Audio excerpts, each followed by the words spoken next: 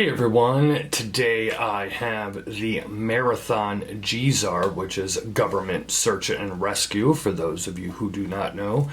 And this is the Anthracite model, which basically means it's now in black PVD. And that's something that a lot of guys have been sending off to people to get modded and get a PVD or DLC coating for a long time. So it's cool that Marathon finally did one of their own. It does not come with a metal bracelet though yet, and I don't know if there are plans to sell one separately or have one that'll come straight with the model when you buy it. You're looking at $1,330 USD. Now, there was recently, at the time I'm recording this, there was a sale, but it was not on this model. It was on the standard Gsar series. So, you know, basically at this point, it's going to be hard to get discounts on it because it is so new. So you really are looking at $1,330. It is the same exact watch. It is a Gsar. It is 41 millimeters, 20 millimeter lug width. It is an ETA 2824 automatic movement. It is marked Swiss made.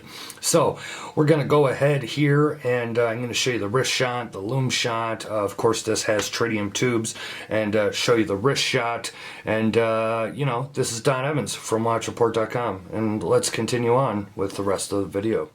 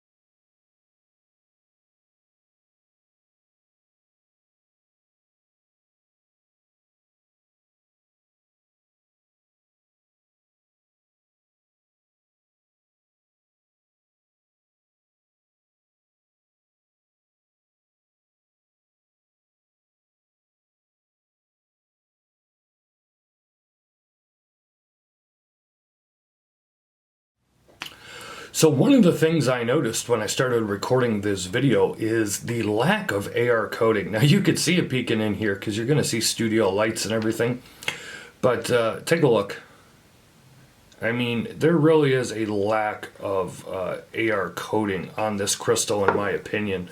Originally I wanted to say it was a clear AR coating, but I don't know. I don't remember these watches giving off that much of a reflection. I mean, right there, that looks pretty good.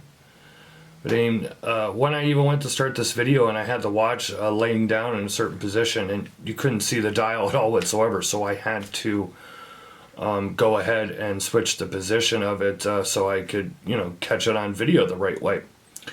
So this is in every way a Marathon Gsar. And because of that, I'm not going to go over all the things that make a Gsar a Gsar.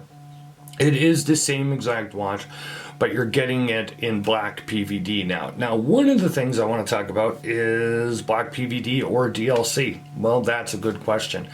Makes no mention of it on the website at all. It doesn't say whether it's a PVD or DLC coating, so I'm going to lean with that it's just PVD. Because otherwise I feel that they would be saying that it was an actual DLC coating. Now here's the thing with that though. Everybody automatically assumes that if it's DLC, it's going to be the best and it's going to be better than PVD. That is not necessarily true because one, people lie a lot and companies lie a lot. And two, it still depends on the actual medium and the process that they're doing. I've had DLC that's been great. I've had DLC that's been crap, and I wasn't sure if it was DLC. And I've also had black PVD that has held up fantastically over the years, and it was not babied. So I don't know what this is as far as, you know, how well it's been done. I mean, in that sense of, you know, long-term durability. I've only had it in hand a few weeks, and, you know, never going to be able to determine unless, you know, 2-3 years down the road, hey, what does this look like, you know? So, as always with any PVD or DLC watch, you know, I mean, hey, the reality is eventually, most likely that coating is going to start to wear off, or if you get a big ding or a dent or a scratch, you know, but that's what it is. If you want this more stealthy look of the Marathon Gsar, well, you know, here you go. Be nice to see them do that to their whole line, you know, the Gsar, the Tzar, etc., etc. But some of the things I'd like to point out are that, you know, that date wheel. Now, everybody knows, I think, if you watch it, if this is the first time you're watching the channel here, you may not know, but I am not a big fan of date wheels that are just kind of popped into place there. Now, I'll say here, at least this one is over towards, you know, it's in the corner, if you will. It's not in the middle of the dial like you see with a lot of watches, where it's literally creeping up into the middle of the dial. It's perfectly placed there in between the 430, and it's in between the numerals, so fine. But it's white. I really wish they went, you know, white numbers on a black date wheel. I just think it would have completed that look a little bit better.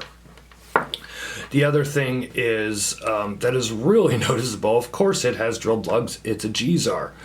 But, man, I really wish they went with PVD spring pins there so you didn't see the tips, you know, the stainless steel tips of the spring bars on the sides of the watch. It just would have been a lot cleaner looking. Now, there can be an argument made that, well, they didn't do that because, you know, when you go ahead and you start sizing the watch, or, you know, changing your strap out or something like that, you know, you're just going to start damaging the PVD coating.